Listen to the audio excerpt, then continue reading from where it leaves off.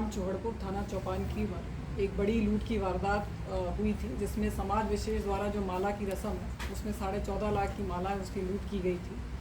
Police के द्वारा सारे तकनीकी साक्ष्यों के द्वारा तथा जो हमारी कन्वेंशनल पुलिसिंग होती है उसके द्वारा हम आज इसमें सफलता हमने हासिल करी है।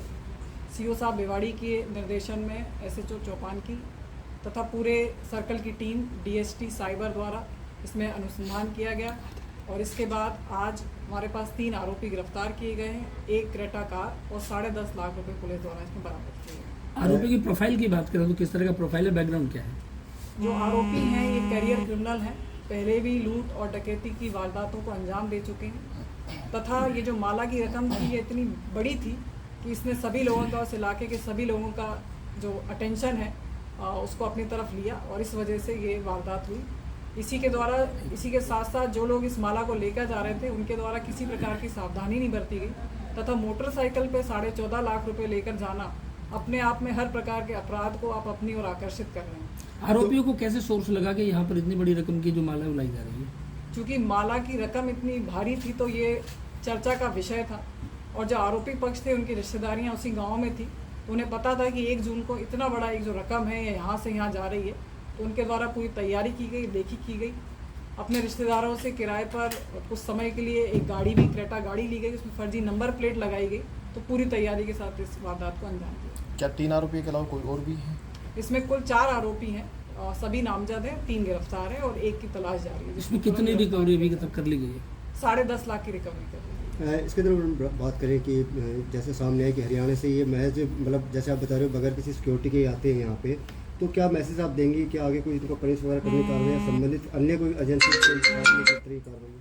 नहीं, बिल्कुल इस तरीके की जो भी आप विवाह या शादी में जो रस्में हैं इसकी कानून रूप से किसी प्रकार की कोई स्वीकार्यता नहीं है। हम तक जो भी सूचना आएगी हम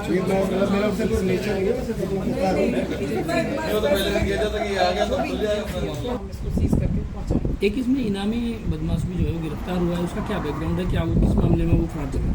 उस पर भी 4 मुकदमे दर्ज हैं और 2017 में उसको टुकड़ा में फरार था जिसको गिरफ्तार किया गया। तो ये सभी लोग कैरियर क्रिमिनल हैं जो इस तरीके के क्राइम करने की फिराक में हमेशा रेडी रहते हैं और जो इनका सूचना तंत्र मजबूत होता है। तो कृपया करके इस तरीके के आप किसी भी प्रकार के दिखावे से दूर रहें और अपने आप को सुरक्षित रखें। इस तरह के दिखावे के लिए जो लोग बहुत जागरूक रहते हैं, उन जागरूक ही कहेंगे जिनके साथ इस तरह की घटना हुई है, क्योंकि अगर वो जागरूक नहीं होते तो शायद वो समझते कि इतनी बड़ी जो नकदी लाई जा रही है, उनके लिए क्या कहेंगे कि क्या समाज में संदेश जाए और किस तरह से आगे के लिए हिदायत माने इस चीज़ को?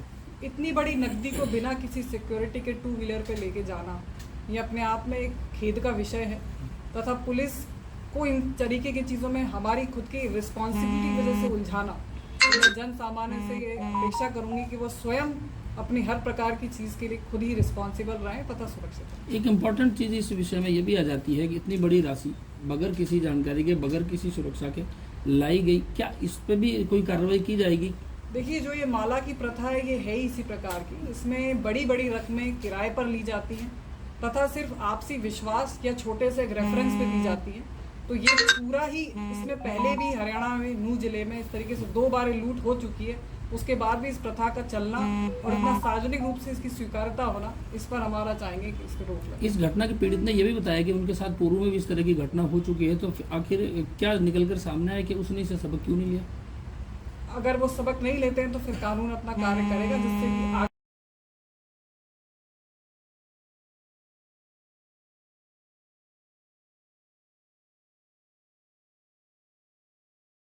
ग्राम चौहड़पुर थाना चौपानकी में एक बड़ी लूट की वारदात